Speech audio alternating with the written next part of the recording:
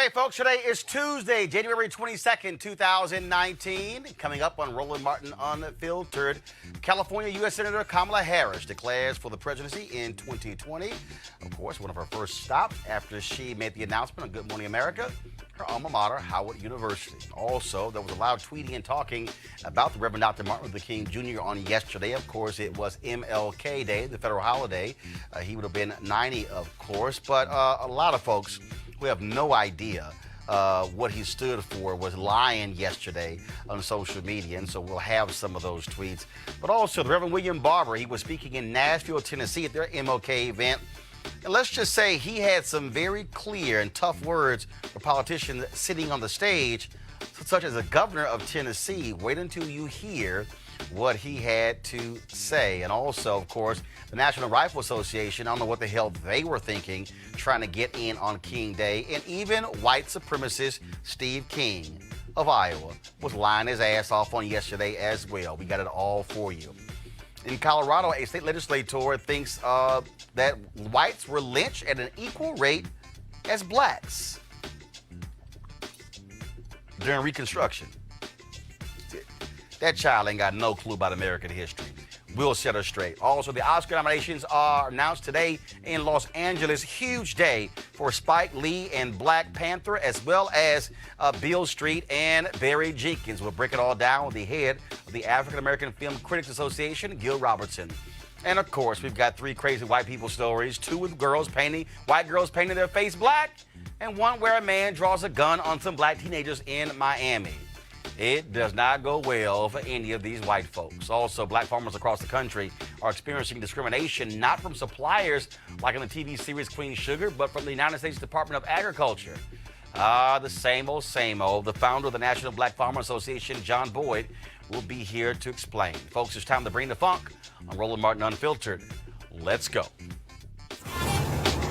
Whatever the biz, he's on it.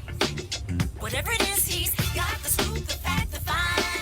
And when it breaks, he's right on time and it's rolling. Best believe he's knowing. Putting it down from sports to news to politics. With entertainment just for kicks, he's rolling. It's on go, y'all. It's Roland Martin, yeah. Rolling with Roland now. He's funky, he's fresh, he's real, the best, you know he's Roland Martin now.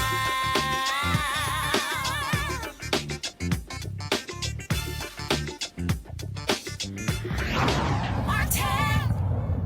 All right, folks, the presidential campaign in 2020 is into high gear as another person jumps in. This time, U.S. Senator Kamala Harris. She announced yesterday on Good Morning America that she is running for the Democratic nomination for president. First of all, that was not the biggest secret in Washington, D.C. To be frank, she's been running for president, the nomination, since she actually joined the United States Senate. Of course, it was a very good day for her, raising $1.5 million in the first 24 hours from 38,000 online donors. After she made her announcement on Good Morning America, of course, on the federal holiday for Dr. King's birthday, she had her first news conference at her alma mater, Howard University. And this is what she had to say about Howard and being the next president of the United States. Mr. President, that's the president of the Howard University Student Council, CUSA. All right. Greetings, everyone. Thank you for joining us here at my alma mater, Howard University. Some people are asking, why are you bringing everyone together here? And it is because Howard University is one of the most important aspects of my life. And it is where I first ran for my first elected office, which was freshman class representative of the Liberal Arts Student Council at Howard University. So this is where it all began. I've traveled our country, and I know, again, I know that regardless of the state in which someone lives, the core issues that are their concerns, that weigh on them, that cause them to wake up in the middle of the night, are usually the same concerns, regardless of where they live. It is usually a concern about how they're going to pay those bills. How are they going to pay the rent? Are they going to be able to retire with dignity? Can they pay off those student loans? These are universal issues. And here's what I would say as a final point on that. We are a diverse country, yes. And some people would suggest that in diversity, when there is a diverse population, one cannot achieve unity. I reject that notion because this is my belief. Yes, we are diverse, and we have so much more in common than what separates us. And when we emphasize that commonality, when we recognize that commonality, we will achieve greater unity. And in particular, greater unity than we have right now, where there are so many powerful voices who are trying to sow hate and division among us. We have got to reject that. It is not reflective of who we are as Americans, and it is not in our best interest. Our unity has always been our strength, and our strength is our unity. I feel that very strongly. And, of course, it wasn't 24 hours after the announcement, a right-wing troll announced on Twitter that Senator Harris isn't eligible to be president because her parents had not lived in America for 5 years before she was born in Oakland. Here we go with some dumb-ass birthers. Let's talk about it with our panel. Spencer Overton, president for the Joint Center for Political and Economic Studies. Also joining us is Teresa Lundy, founder of TML Communications, and also Malik Abdul, Republican Communications Consultant. So, as I said, not the biggest secret in the world that Senator Kamala Harris is running for president. And what was interesting already is that how folks are announcing. So she makes the announcement on Good Morning America. Mm-hmm. If you go back to 2008, when President Obama made his announcement, he did so at the state capitol in Springfield, Illinois. Cold day. Did it outside of the building where Abraham Lincoln gave one of his most famous speeches when he was in the State House in Illinois. Then you look at 2016 when Hillary Clinton announced she was running again. Big announcement in New York. What's interesting in this year, you haven't seen that. Even though Julian Castro had this announcement from an audience, you don't have the same build up in these announcements. What do you make of, Teresa? We'll start with you. How different it is this time? Yeah, so I don't see announcements as being that big spectacle as it used to be in the past. Right? Because now people are like, okay, now that you announce, what next? Right? And so I think what Kamala did was very reassuring to the public.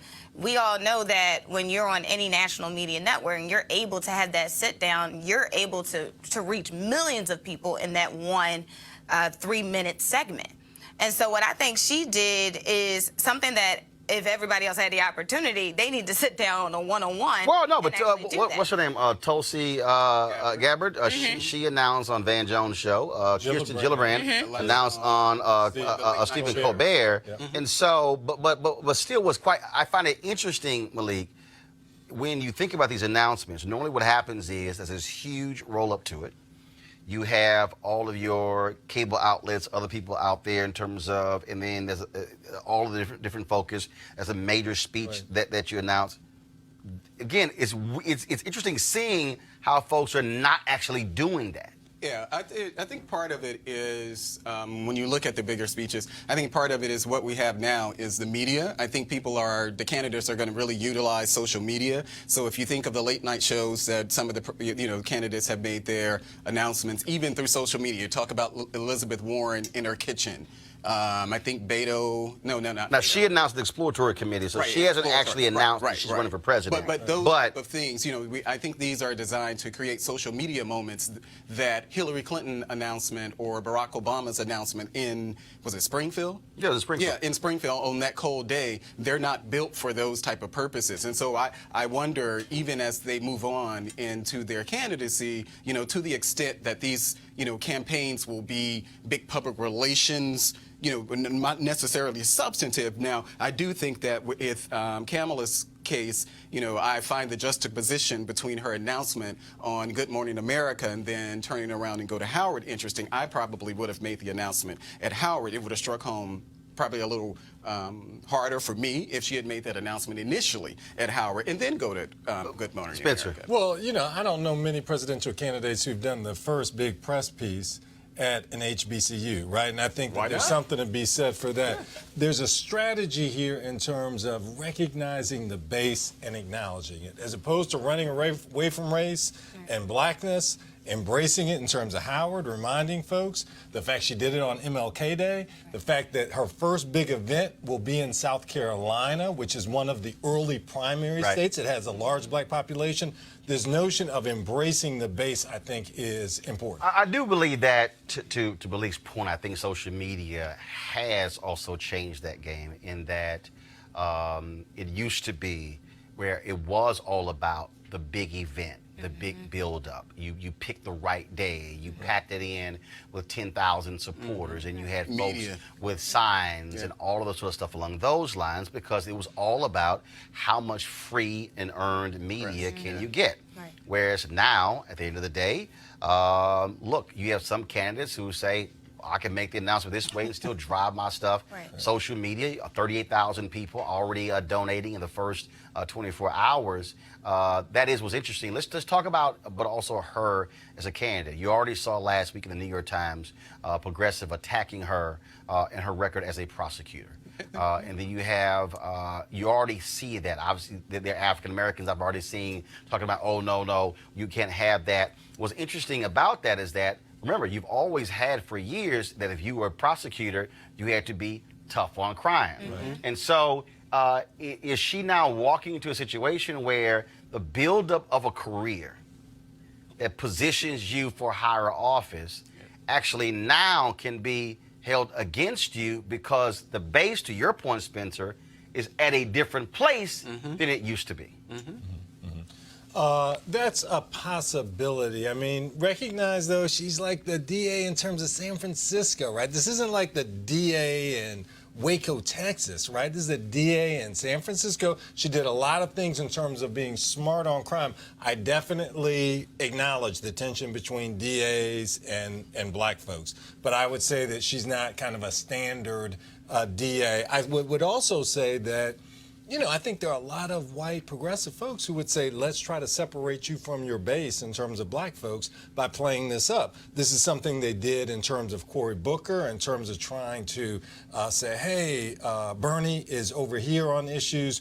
Cory's kind of bought off by companies. And so I think this is kind of a standard Democratic tactic of how do you basically say Cory and Kamala are not progressive enough? But Teresa, I've already seen folks saying that people who were who didn't commit crimes, she fought trying to free them from jail or whatever. At the end of the day, though, her role as a prosecutor and as an attorney general is going to be an issue when the base of the party is now looking at that differently. Again, where it used to be, if you ran and you were running and you took the law and order attack, that was about appealing to moderates or centrists, or in terms of I'm not uber liberal, even though she's in San Francisco. And I've already seen African Americans say, I'm not too excited about Senator Harris. Yeah, so Senator Harris right now is a part of the move of the criminal justice reform. And in her speech and everything that she's been doing leading up to and per her announcement was about unity and love, right? And I think those are the key messages that we need to really kind of stay focused on as she's moving into some of these rallies and some of these events, because moreover, when we start to see the Democratic Party and some of the individuals that's coming out of it that has a progressive agenda, I think they're going to start to really piece out where she was on some of those issues and really find the balance as it relates to criminal justice. I'm going to throw this out, and I want y'all to respond to this before I go to my next story. And here's something that I said when Obama was still in the White House. And that is, black voters are not going to give the next black nominee the same runway they gave Obama. Nope. I believe that there are a lot of African Americans who have said, folks I've talked to, I've interviewed, and the sentiment that I've gotten is that we did not demand of Obama what we should have, and we are not going to make that mistake again. I think it's going to be a lot harder for Senator Harris Senator Cory Booker, Right. or even if Eric Holder jumps in. It's gonna be a lot harder for them to lock up that black support like Obama did in 2008. You're reading my mind. You're reading my mind. I said this when Obama was in office. You know, a lot of people criticize, you know, and maybe he did deserve some criticism, Tavis Smiley, you know, but things he was asking of a president. And I said, wait until the next time come around. So we're at a different moment in our criminal justice reform period, where if you listen to someone like William Barr, even in his testimony, listening to him, I was listening to him, and sometimes it felt like I was listening to a Democrat or Hillary Clinton describe where they were at that time and where we are now. And remember, my reason I'm raising that, remember, it's important. Remember in 2007, the issue for black folks was, we don't know if white folks are going to vote for him. That was the biggest. And that was after Iowa. So he wins Iowa, then it all shifts. Yep. Well,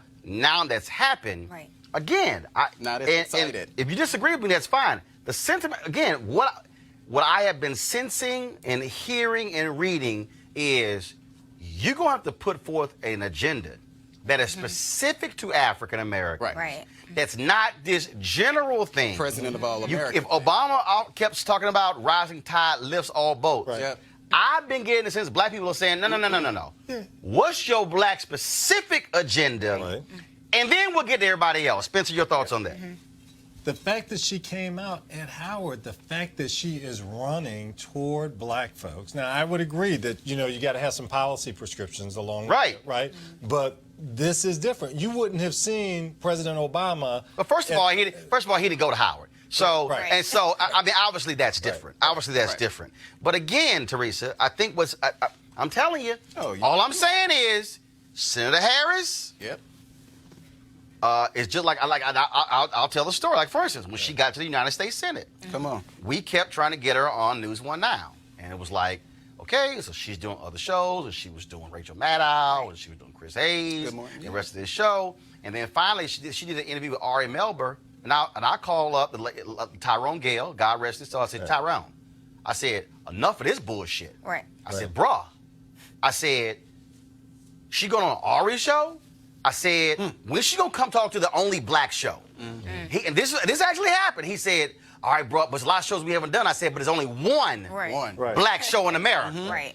And the next week, it was CBC. He said, okay, I'm trying to get on next week. So she came on, and I said on air, glad to have you on. We've been trying for 9 months. Right. And I wanted to be real clear, Teresa, by saying, look, I appreciate you talking to Morning Joe and Today's Show, but talk to home because Obama, after he got elected, it was about 18 months before he came back and did black radio.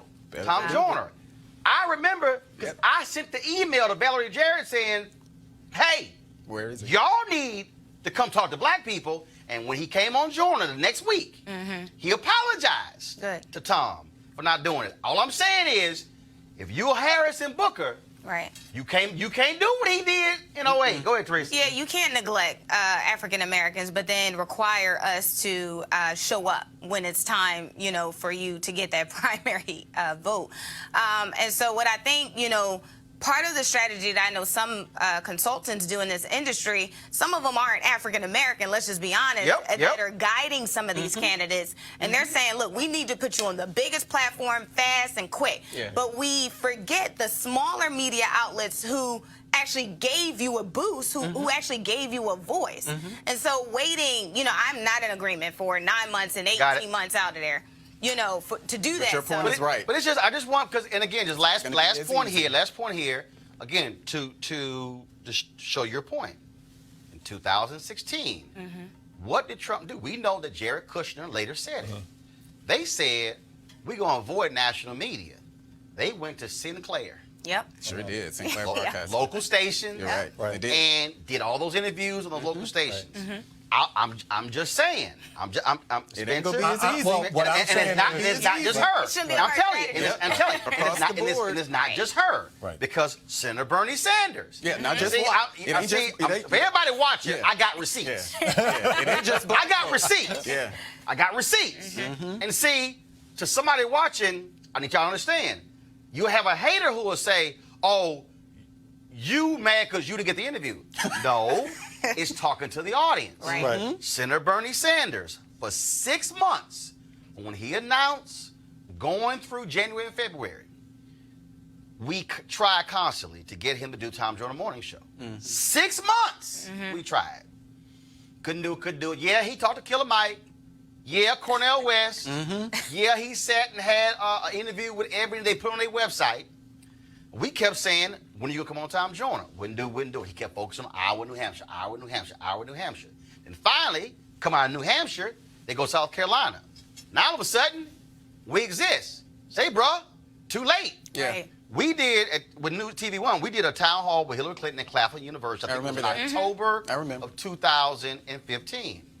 I tried to do one with O'Malley, Sanders. Couldn't get anywhere with it. He goes South Carolina. We finally get him on. Then all of a sudden we get a phone call. He agreed. Then it's too early. He's not gonna do it. And I said, yo, his ass be on early on Morning Joe. Yep. Right. So what happened? I'm telling again, y'all, receipts. Receipts. I then blasted him on Twitter for an hour. Oh, Lord. I get a phone call from Ben Jealous. Ben Jealous said, Ben. Roland, he is doing the show tomorrow. Can you please tweet it out? He agreed. Then they canceled, put him on blast, and he came on. And you shouldn't have to do that. Oh, no. But my point, all I'm saying is this here to the candidates. You better hire you some black staff, but you better feed the base. And Spencer, the base are not them young white folks. The base are black people. Final thought. Her legislative director, Clint Odom, black, when the time very few black folks in top positions, right? Right now, her campaign manager, right? Black. Her sister, Mina Harris, who is a policy director in terms of Hillary Clinton, Yep. right? I think this is very different than 2007, 2008, and I think we're going to see something that's different. Right. But I think we've really seen it after Alabama, Yeah. after Georgia or whatever. I think we're going to see Democratic candidates who realize I better take care of folks there because, again, if I don't, there are going to be issues. Yeah, All that's I'm true. saying True. is, and I'm just saying, there's going to be stuff there. But also, if you're Senator Harris, it's going to have to be a black-specific plan. Right. Right. So I'm telling y'all, Right. black folks, and I've heard it, they said Obama didn't do it, and that ain't going to happen. You can fool me once, you ain't going to fool me twice. Right. All right, yesterday, folks, was the day we, of course, celebrated the life of Reverend Dr. Martin Luther King Jr. It's tradition that companies, organizations, politicians, and others comment, have events, tweet their support out, love for Dr. King. For the most part, they're loving and supporting just one part of Dr. King. In fact, what I always say, they are loving and supporting the civil rights mascot, Dr. King. Now, I'm not denigrating him.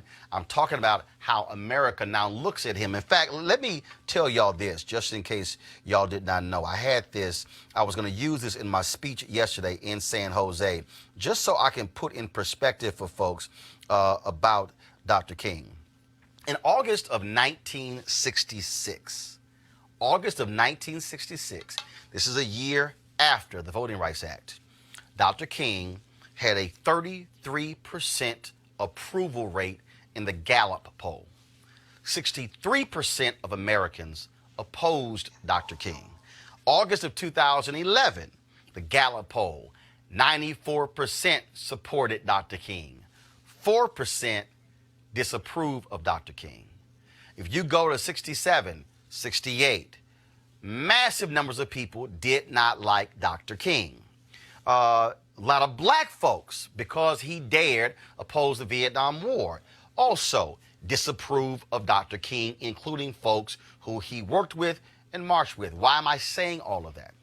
Because America now looks at Dr. King in a different way, but if we really want to be honest, America has embraced the sanitized Dr. King as opposed to the radical revolutionary that many of us talk about. In Tennessee yesterday, Reverend Dr. William J. Barber made clear to the governor of Tennessee, Republican, who was sitting on stage, to Republican member of Congress, who was sitting on stage, that don't just come here and say one thing about a king if your policies and the things you support are totally different. Check this out. So politicians can't say they love Dr. King and how he stood for love and unity, but then you deny and refuse to support his agenda. Right, Governor?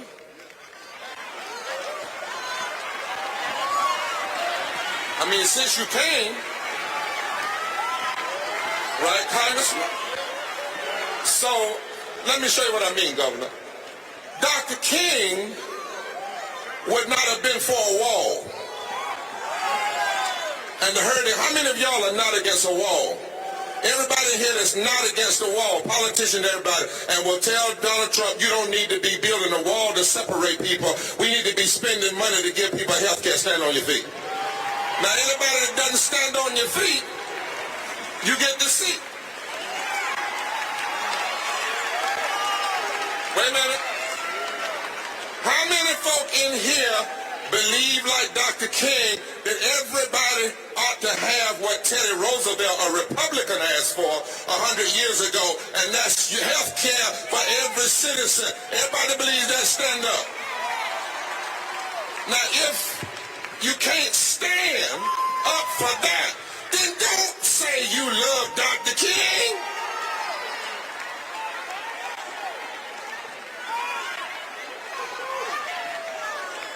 You may be seated. I'm just saying, I'm too old to play now.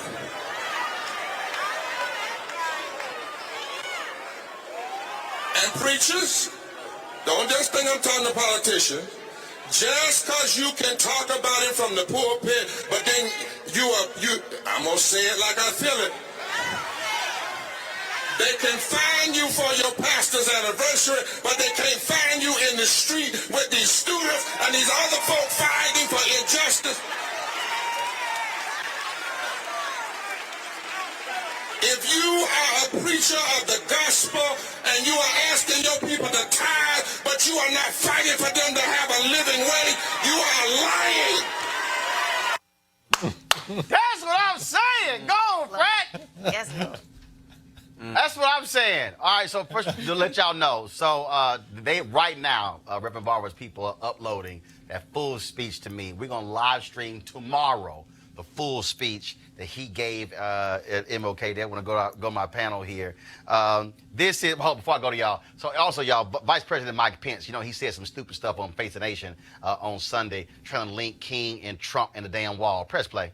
Honestly, the hearts and minds of the American people today are thinking a lot about it being the weekend where we remember the life and work of the Reverend Dr. Martin Luther King Jr.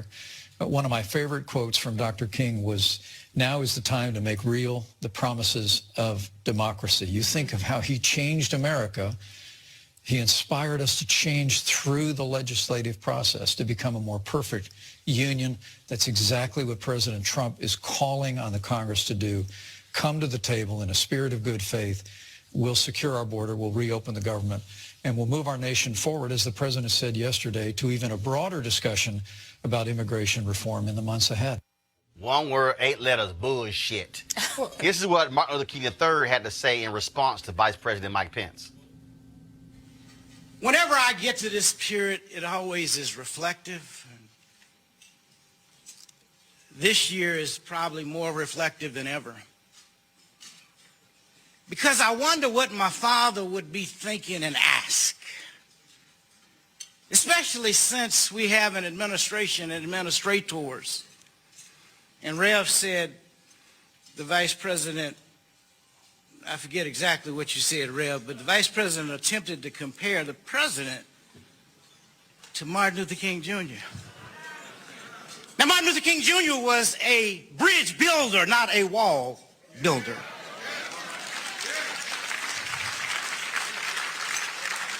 Martin Luther King Jr. would say, love, not hate, will make America great. Did y'all hear that? Love, not hate, will make America great. Then you have the NRA saying this out. Today, the men and women of the NRA honor the profound life and legacy of Dr. Martin Luther King Jr. Dr. King applied for a concealed carry permit in a May issue state and was denied. We will never stop fighting for every law-abiding citizen's right to self-defense.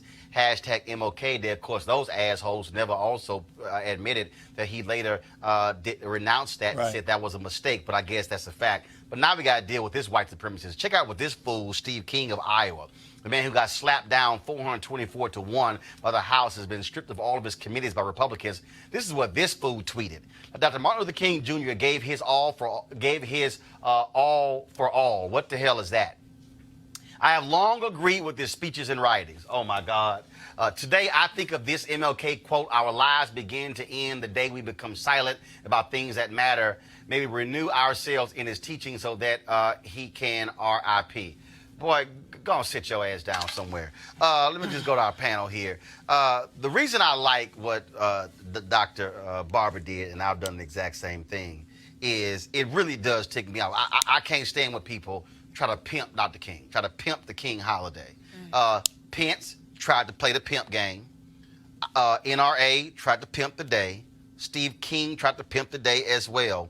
Because if you are 180-degree opposite of the issues that he stood for, you can't say you believe in his teachings and his writings. Okay, well, listening to Barber, first of all, I don't know if MLK would have been for the wall, but I wonder if the Reverend knows that there's 600 miles of border wall that's already there. He does. He's been there. Okay. So the idea that he's saying that now, so I guess he's saying that King would have been against the 600 miles of No, wall actually, that's no. already there. What he's saying is that Dr. King went to Germany and actually spoke against the very wall that split. But we don't know if he would have been against. Wait a minute. Hold up. What we know? Actually, we do. No, we don't. No. If you look at a body of record, yes, you do. We don't know because this has become so politicized. So the idea that we know that he would have been against the same wall that Hillary Clinton, Barack Obama, Joe Biden, Reverend Dr. Martin Luther King Jr. Malik would be absolutely against the inhumane treatment this administration has actually been providing to folks on the border. The Reverend Dr. Martin Luther King Jr. So you think the wall is inhumane and immoral like Nancy Pelosi? I fundamentally believe the immigration policies of this administration. We're talking about the wall.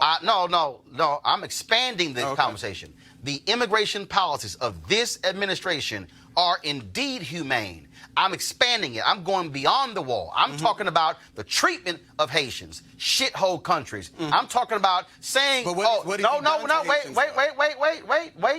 comments. Again. No. We ain't talking about just comments. What are the policies that he's done against Haitians? Leave. What are you talking about?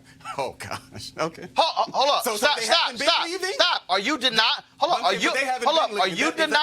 Are you denying where he said, y'all got to go? Are you Spencer, we're revoking your temporary protected status here. We're going to single you out among other nations and say your temporary protected status is gone. See you later. So that's the only country that's... No, I'm not done. What the man did, he said we also going to screw those African nations that have been helping us fight ISIS and did the exact same thing. All y'all got to go. That's what Trump has done. Okay, but that's not really what we were talking about. Oh, no. That's exactly what he was talking about. No. What Barber, first of all, again, it's that because that preaching in the pulpit stuff, political preaching in the pulpit. No. Barber's not politically preaching in the pulpit. That's what he was doing. No. What he's doing is offering a prophetic voice when it comes to the human condition. That's a political voice. I'm talking. No. That is a prophetic voice. Because when you are a minister of the gospel, you are to care about the downtrodden. You are to care about the poor. But you are to care about those folks, the least of these. You should. You're talking about somebody who's been to the border, somebody who's actually been dealing with that. And so when you are a prophetic preacher, you are willing to say the same thing to Republicans and Democrats. You're willing to say the exact same thing to folks, whether they're Christian, Jew, Muslim, or Hindu. And so what Barber was doing was speaking truth. Now, Now, maybe you can't handle prophetic preaching. Oh, that's I don't have a problem with prophetic preaching. But that's prophetic preaching. I didn't consider that prophetic. Well, So, hold up. What, I didn't consider it What Dr. prophetic. King did, was that prophetic preaching? Oh, absolutely. But it wasn't political. So was Vietnam, when he talked about Vietnam, was that prophetic or political? Who? You talking about Dr. King, Dr. April King. 4th, 1967, Riverside Church beyond Vietnam. Absolutely. Was it prophetic or political? It was absolutely prophetic. I thought it was prophetic. So, But he's not Barber. But Barber is. No, wait. Hold up. So King's speech against the Vietnam War was prophetic. But King was something different than what Barber is. How so? I think that King was something much larger than what Barber was. King actually led a movement. We're talking about our time in our history. Do you know anything about Reverend William Barber? I absolutely What know do you about him. think moral? But he's not. But hold he's up one not, second. So What- you're saying that he's the same as in No. MLK? What I'm saying to you is, this is the same man who joined with 15 others and led the Moral Mondays movement in North Carolina. Okay. This is the same man who has picked up the baton of Dr. King's Poor People's Campaign and is leading that movement. This is the same man who's actually led numerous events. When I say numerous, they have talked to and organized and met with more than 300,000 people across America in the last 4 years. So how dare you diminish his movement? I'm not diminishing his movement. But you just said that he hasn't led a movement. I said that he's No. You said he hasn't led a movement. Okay, well. So what I'm trying to understand is, how can he be a leader of the Poor People's Campaign? How can he be co-convener of repairs of the breach? How can they transform what's happening in North Carolina with Moral Mondays, have taken Moral Mondays across America, but you don't call that prophetic? That's political. Well, when I'm talking about a movement, Do me a favor. I need you to define prophetic preaching. Roland, we're not going to do this. Yes, we are. No, Because if you say you are upset that I said that he's not. I want you to define prophetic preaching. I don't think that he's king. I don't agree. He's with not king. He's Barber. I don't agree with the politics that he spewed from the pulpit on that particular segment. I don't agree with it. Hold up, but how is? But now again, since you said that was agree with. political preaching, Well, that's I what it need was. you to define. You have the governor, and I guess he's talking about congressmen or something, and then we're talking about a wall. I mean, because that's what we're talking about. Now, He hold was up. actually talking He was about talking a about. wall. I'm sorry. Do y'all have the other clips? Yeah, well, we can watch the other. He was clips. talking That about a particular- wall. Yeah. He was talking about And that's health what we care. were talking about, Hold the up. wall. He was talking about health care. He was talking about voter suppression. He was talking about the politics. He talked about voter ID, the politics Okay, of the well, day. I didn't see that but I'm segment. still trying to understand, how do you separate prophetic preaching and political preaching? So I need you, Malik, to define, what do you define as political preaching and what do you define as prophetic preaching? Well, when I think of things that are prophetic, I think of things that we're talking about actually just emanating from the Bible, like principles that we're talking about emanating from the Bible. So hold up. How can you say Dr. King did prophetic? But what we're talking about with Barber is not that. What we're talking about at Barber saying that MLK would have been against the wall, that's not talking about things that are that is. How can you say on that? something. How can you say King did prophetic preaching? I think he was a political person. I think he was a political person too. 1 second. When King was dealing with politicians. Yeah, I think he was Teresa, capable I'm of doing just trying to both of understand those. here. I'm just trying. I'm like. Yeah, I mean, yes, Dr. King is a prolific preacher, right? As it relates to being a political, as Reverend Barber being a political preacher, I don't see that, because what I heard in the video, and again, we all have our interpretations, Right. but from what I heard was him basically telling the people to get up and rise and take action, right? If you're and so, like, if we kind of go into the political piece, I do know some churches that do speak on the political standpoint, but I didn't hear that from Barber. Spencer. And when we talk about being a good Samaritan, treating the foreigner as you would, your brother, I mean, I think there's so many things that are prophetic that William Barber talks about. And the point here was also not just, is he a prophet, but is he doing what a king would do, right? I mean, that was the whole setup. He was basically, are you really with King? And he was saying that, hey, basically, folks who are a particular place on these issues are not really with King in terms of a living wage, in terms of a wall, he basically that's what he was saying. And it was the same about it was the living same wages. it was the same Dr. King who believed in the book The Guaranteed Income, which goes right into the whole point about the living wage. Was that political? Was that prophetic? We can talk about living wages. Okay, I'm I got it. particularly talking about the wall. Got he it. chose the wall because it's a political issue, and Gotcha. that's what he did. All right, So y'all. I'm criticizing him for that. When we come back, we're going to talk about black farmers and the issues they're facing in America on Roland Martin Unfiltered.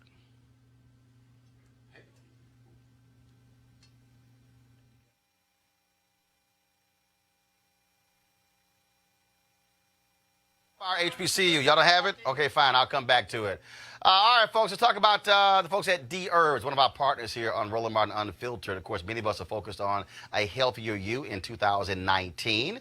And so some folks, for them, they want to lose weight, they want to look better, they want to feel better, they want to get ready for, of course, beach season. Well, what you can do is what I also did is be on the D Herbs Body Cleanse. I got 5 more days left, been on it since 2 Mondays ago. And, of course, it's not too bad. You're good. It's okay. Raw vegetables and fruits and lots of water. And also with the cleanse, of course, people trying to clean themselves out with excessive holiday eating, of course, processed foods, fried foods, and all of that fun stuff, but not always fully healthy for you. Now, your body needs to recover, and the full body cleanse will help you get rid of the toxic buildup that will not only drag you down, but could be very dangerous if you don't do anything about it.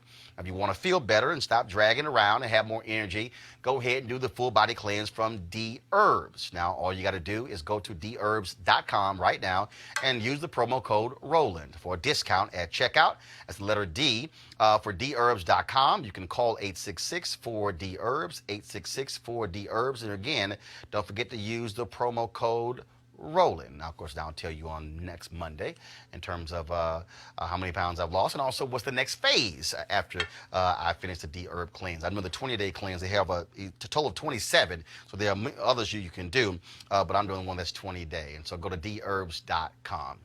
All right, folks, let's talk about black farmers getting a raw deal from the federal government. Huge issue. Farmers across the country are experiencing discrimination, not just from suppliers, but from the Department of Agriculture. And, of course, we've been covering this story for years when they had a settlement, and then they had to fight for those dollars. But the question is, what is happening now with the nation's black farmers? Joining us right now is John Wesley Boyd, of course, the founder of the National Black Farmers Association. So, John, glad to have you back on the show. So, what's happening now? Roland, how you doing, friend? Doing great. Your show, and first of all, thank you for having me. Well, right now we've been pressing issues with the government shutdown and the Trump administration, where right now African American farmers have not been able to get their share of the $12-13 billion settlement that President Trump said would be a swift payout to all farmers within days of applying for this payout. Farmers would receive the payment. And I'm personally affected where I applied as a soybean producer. I raised 300 acres of soybeans in Mecklenburg County, Virginia. And I'm talking to you right now from my farm in Baskerville, Virginia.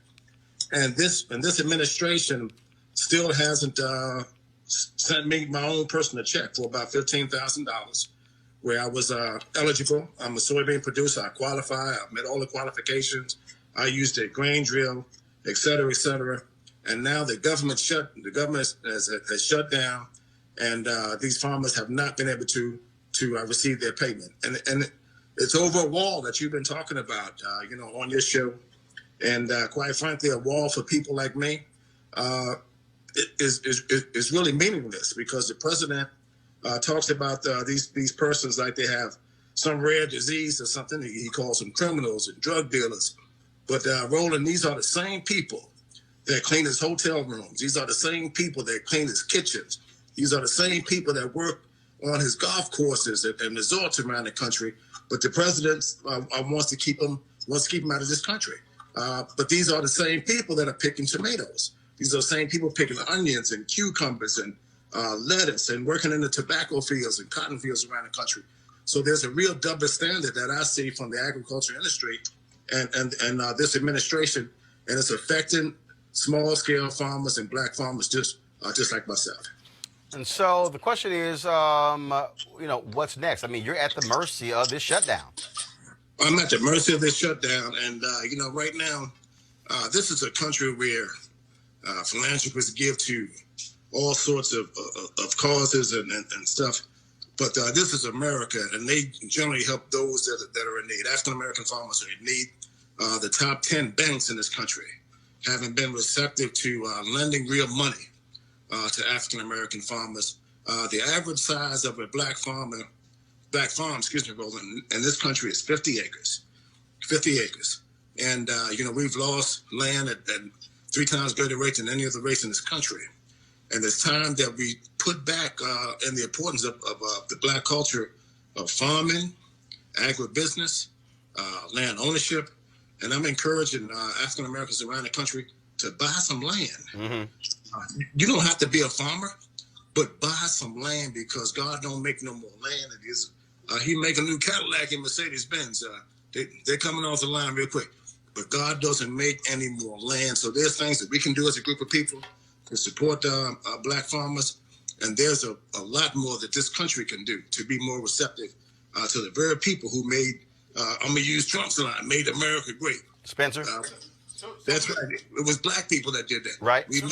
We made cotton king and tobacco gold, And here we are, many generations later, and we're struggling because the government doesn't treat us fairly. The industries doesn't treat us fairly. Like I said, the banks and some of these buying stations that buy crops and things from black farmers treat them very poorly out here. And there's really no regulation out here, which is the major problem. When these things happen, who do you complain to? And what do you do? John, type 1 second. Spencer, go ahead. So, Mr. Boyd, is the money that's owed to farmers right now, is that just money that was owed to them anyway? Is it as a result of Trump's trade policies and basically paying farmers some money because they're hit hard because of retaliation from other countries? What does that stem from? Let's take the Trump tariffs. What that did to farmers in whole, not just to black farmers. For instance, in 2012, 2013, I was selling soybeans at $16.80 a bushel. That same bushel of soybeans are selling right now today for $8 a bushel. That is a 50% reduction because of the president's tariffs in China. He wanted to go and play footsie with China, but China buys 90% of U.S. soybeans from America. So when he took that market away from farmers, the bottom fell out of the soybean. I'm just using that one commodity because that's what I raised for the past 35 years. Mm-hmm. $8. So can you imagine taking a 50% reduction in pay? Right. And that's what this administration has done to farmers in this country. All right, then. Well, John Boyd, man, I appreciate it, and we'll keep fighting a good fight. Thank you, and keep doing what you're doing, Roland, because people are listening. I appreciate it, brother. Thank you so very much. All right, folks, got to go to a break right now. When we come back, we're going to talk Academy Awards. A lot of black folks have got nominations, including Spike Lee for his first ever Best Director nomination for Black Klansman. That's next on Roland Martin Unfiltered.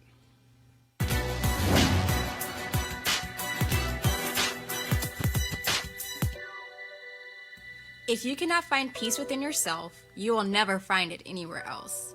Singer and composer Marvin Gaye.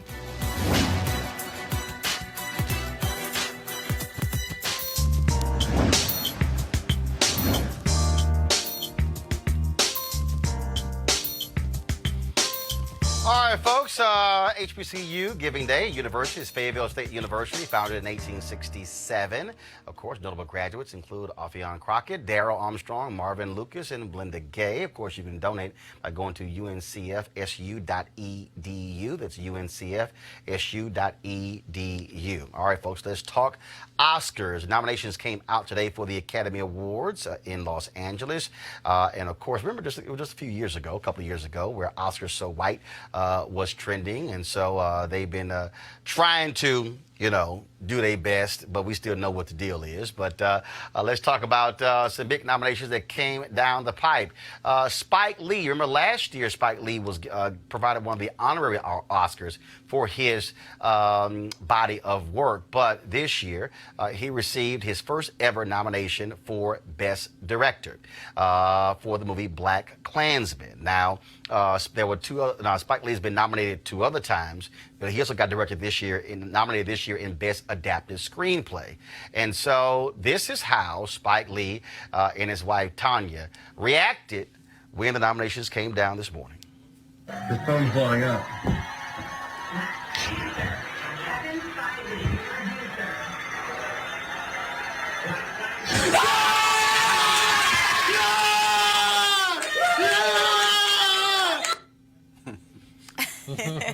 Okay, pretty interesting reaction. I'm sure Tanya is saying, did y'all actually shoot that video with that on my head? I'm going to send her a text later. Mahershala Ali, of course, nominated for Best Supporting Actor for the movie The Green Book. My homegirl, Regina King, nominated Best Supporting Actress for If Beale Street Could Talk. She did not get nominated for a SAG Award, but you remember she won the Golden Globe for that movie.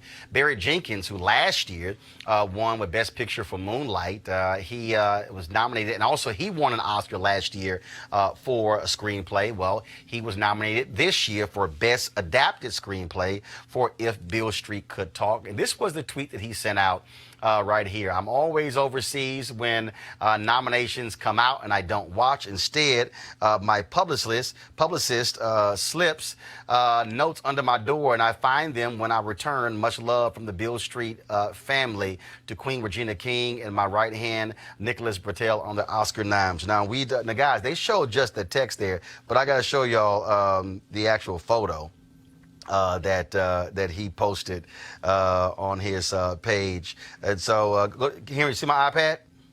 All right, so y'all, this is the actual photo right here. And so so you see here, there's one note, and here is another note, and here is the third note. And so maybe it's best when they drop Oscar nominations that he go ahead and just stay out of town. And so he won't have to worry about that. Let's also, Ruth Carter, folks, she's been nominated numerous times for Spike Lee movies for an Oscar nomination. She got this nomination for Best Costume Design for Black Panther. And here is how Ruth reacted. Hey, good morning. What a great morning it is. I got nominated this morning. That makes this morning like the morning of all time to be alive in the world. Yes, me nominated.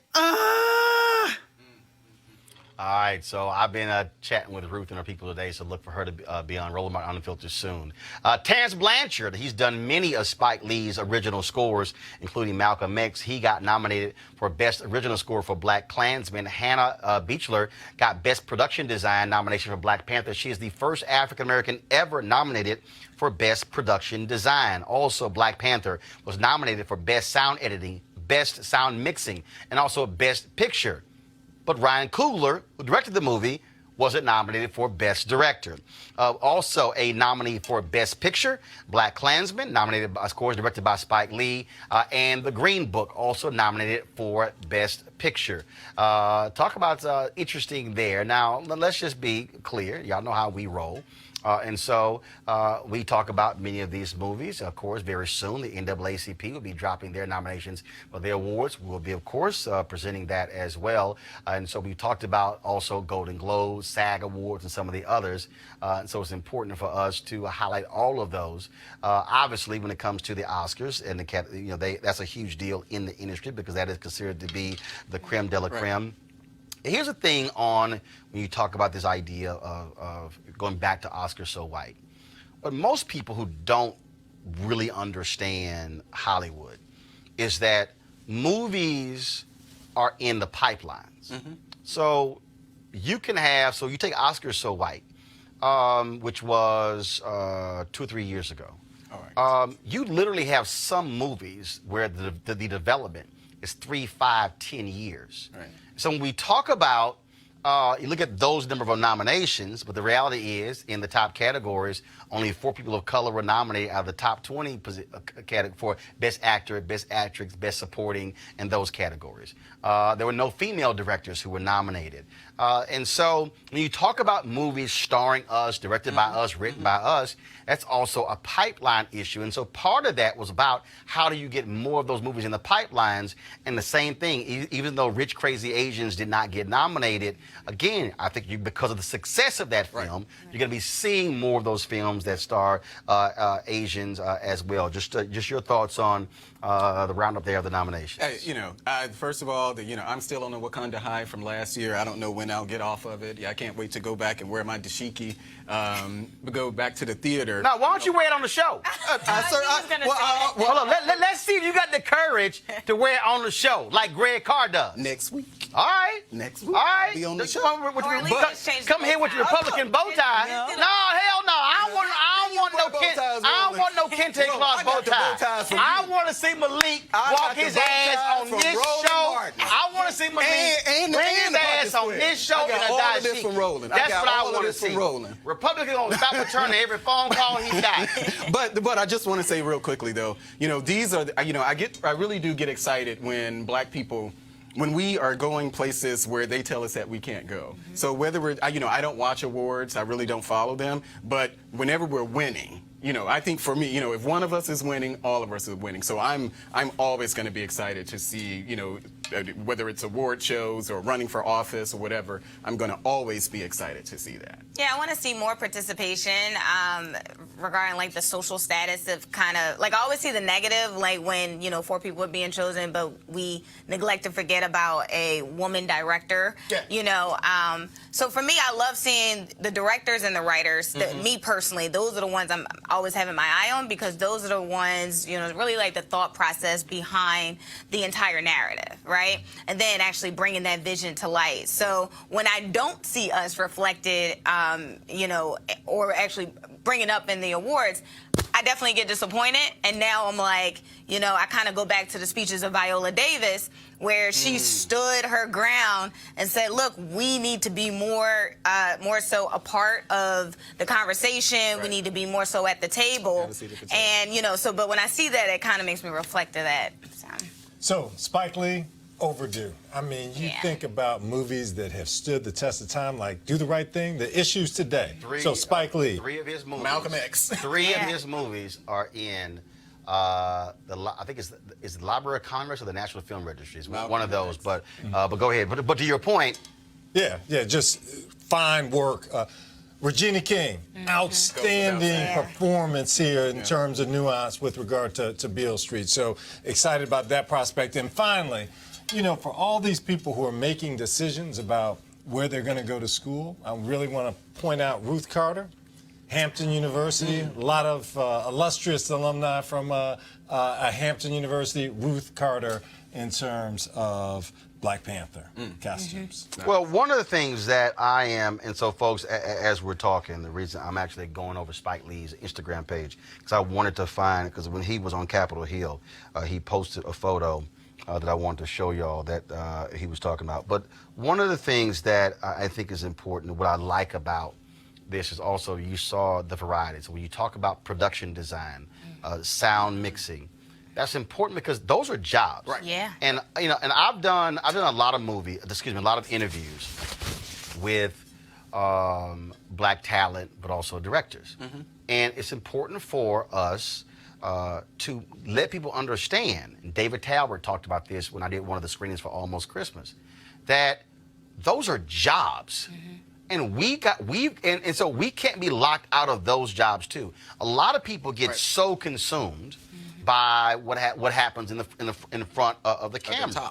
But when you talk about breaking down barriers, yes, all of those crew jobs, those folks who, when you talk about Terrence Blanchard being able to do one of Spike Lee's movies and then with original score and now parlaying that to other movies. When you talk about Ernest Dickerson being a cinematographer on a Spike Lee movie and going on to do other movies and then also directing films, we must also be letting our children know that you can be in movies, Yes. but you ain't got to be Viola Davis. Yes. Right. Yes. Right. And, you know, and you said something that, and it's resonated. You talked about the pipeline, and I really never thought of these sort of things in that context. So if you're talking about, so you said something about cinematographers, you know. There are, you know, we can create these opportunities for each other. We just have to reach back. Yeah. And that's a lot of times we don't do that. We don't reach back. You know, we talk about, you know, people want to be rappers or, you know, singers or whatever, but the sound mixers, you know, the people in the production room, you know, being able to work those boards, that's a skill set. And I think we need to be encouraging each other to do those type of things, reach back to each other, help somebody out. You know, there's so much money to be made. There's so many opportunities out here. Here it is. This was a tweet that Spike sent out on January 10th. The Library of Congress, the National Film Registry. Spike, go to my iPad. Spike, 3 of Spike movies. In fact, the year of Do the Right Thing, I believe it was that year, and Spike is still pissed by it. That was a year that Driving Miss Daisy won the Oscar for Best Picture. Right. But Spike always notes that Driving Miss Daisy ain't in the National Film Registry. What are the other two movies? It was Malcolm X? I know it, Malcolm X. I gotta see what the other, but he he said there are three of Spike's films are in the National Film Registry. The National Film Registry, the Library of Congress. Okay. 3 of them. And so again, just for folks to understand, again, all those other wins are vital. And so when you talk about adapted screenplay, Barry Jenkins is an Oscar winner because he won last year. And that's crucial that we also break those barriers down. That way our writers are getting their scripts out. Then all of a sudden the people who are building sets and who are talking about clothing and costumes. Then when you talk about, all of those jobs pay. Can I just say something very Malik quick? Dispenser real quick. And just, you know, so you guys probably, you can't see it, but what we're talking about, Roland does that with his show. So Roland's show, yes, it's diverse, but Wakanda is on the set in Roland's show. Because the same They're thing. behind the cameras. It's They're the same doing thing. the work. So when Regina King announced that, she said, "Hey, all my future projects, 50% of the crew is going to be women." Right. Oh, wow. And somebody asked Spike Lee about that on the set. Spike said, "That ain't new to me." Right. Spike said, "I've been doing that." Because the reality is, it's about how do you use your power to say, no, I'm going to put people on. I got to give y'all just real quick before Spencer comment. When Spike did Malcolm X, so the Teamsters control the trucks. And so when we talk about a movie set, a lot of people haven't been on a movie set. Right. And folks, I've been on numerous movie sets. And so guess what? There's transportation. There's catering. The catering contract is huge because you got to feed the crew every day, sometimes for 2 and 3 months. The transportation contract. So what Spike said is, the Teamsters, so Spike had the Fruit of Islam. And so the Teamsters roll up and said, "We're going to shut your movie down unless you have Teamsters driving these trucks." Is that the union? That's the The Teamsters. Okay. Yep. Spike said, "The Fruit of Islam going to deal with y'all unless y'all go find some black truck drivers in the Teamsters union." Because you got them. No, they ain't have them. Don't. You'd be surprised. The next day, They found him. they found them. But the only reason those black truck drivers Was because he said. got into the Teamsters union because Spike said, "Y'all ain't driving nothing on this movie set unless y'all have some black truck drivers." The same thing he told media. "You want to come interview me about Malcolm X? Send a black staffer." It caused all these white folks like, "Oh Lord, Get the contact book. They looked around. It was kind of like, "Damn, we don't have any black staffers." Yeah, we knew y'all didn't. Right. But again, that's how you use your power. Right. Teresa, go ahead. Yeah, so from experience, I have a lot of good friends that have the SAG card, you know, so that's pretty much, you know, you're part of the actors piece. 2 of my friends went from acting actually into the production side. So they're working out in Atlanta doing location scout and production, doing really phenomenal things, but also, to your point, doing the give back. Yep. And so again, folks, we're going to have several of those nominees on Roland Martin Unfiltered leading up to the Academies. And so you want to keep watching our show. And again, ain't nobody else doing black TV. Nobody else. And if they are, they ain't doing the way we doing it. And so I want to thank Spencer, Teresa, and Malik for being on the show. I'm looking for that dashiki next time you come on. And I ain't talking, don't come on. I ain't talking about a kente cloth bow tie. I want to see the full damn dashiki. But if you do, be sure to put some lotion on your elbows before you come on here. All right, folks. Please support Roland Martin Unfiltered by going to RolandMartinUnfiltered.com on the show.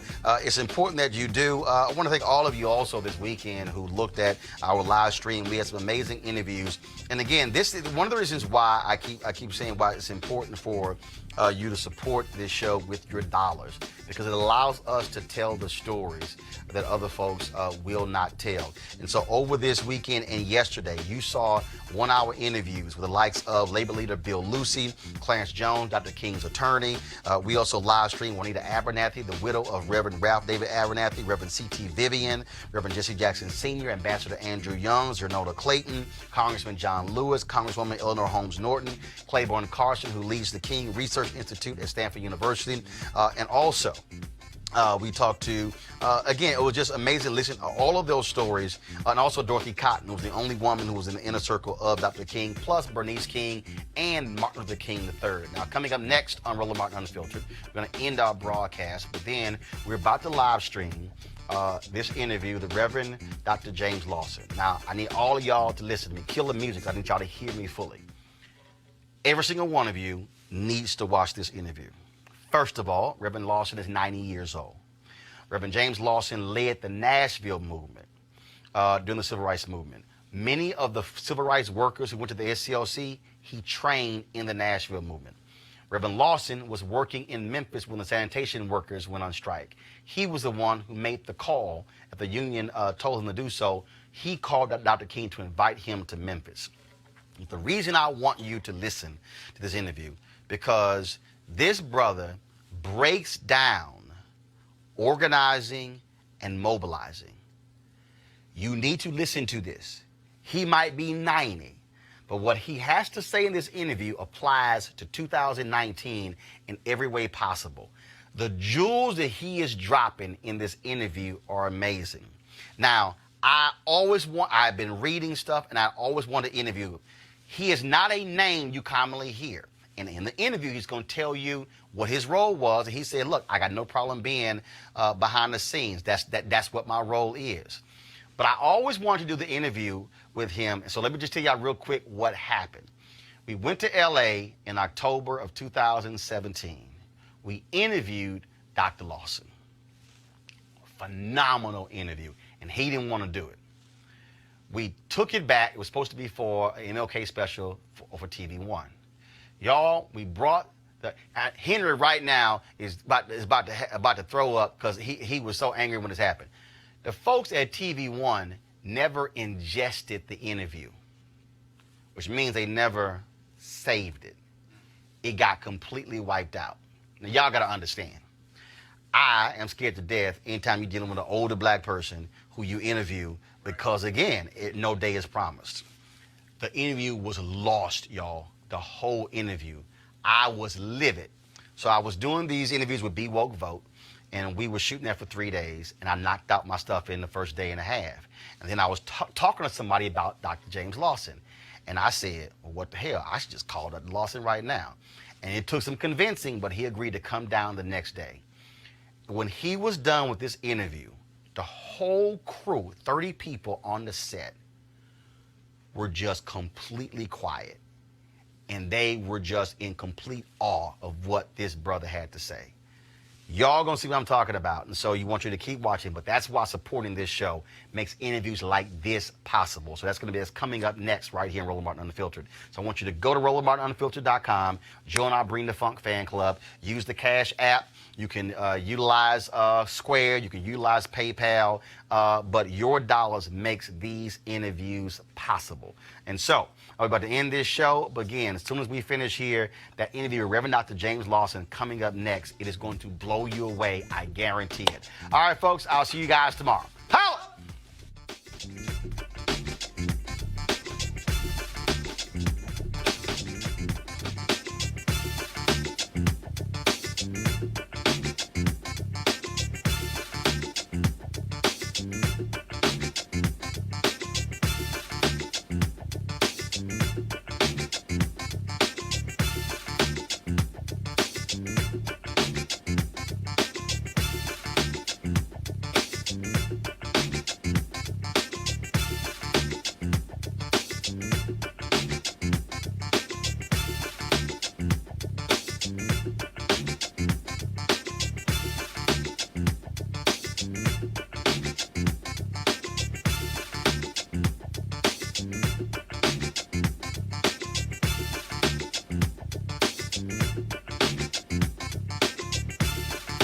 You want to check out Roland Martin Unfiltered? YouTube.com/Roland S. Martin. And subscribe to our YouTube channel. There's only one daily digital show out here that keeps it black and keep it real. It's Roland Martin Unfiltered. See that name right there? Roland Martin Unfiltered. Like, share, and subscribe to our YouTube channel. That's YouTube.com/Roland S. Martin. And don't forget to turn on your notifications so when we go live, you'll know it.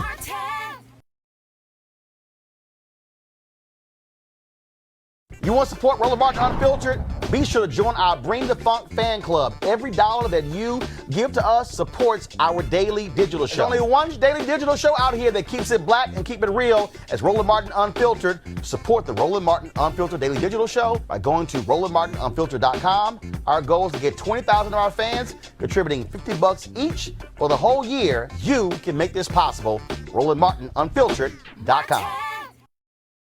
Hey fam, want to check out Roland Martin Unfiltered? The blackest show on all of digital, cable, and broadcast. Check out our audio podcast. There's only one daily digital show out here that keeps it black and keep it real. It's Roland Martin Unfiltered. Press play.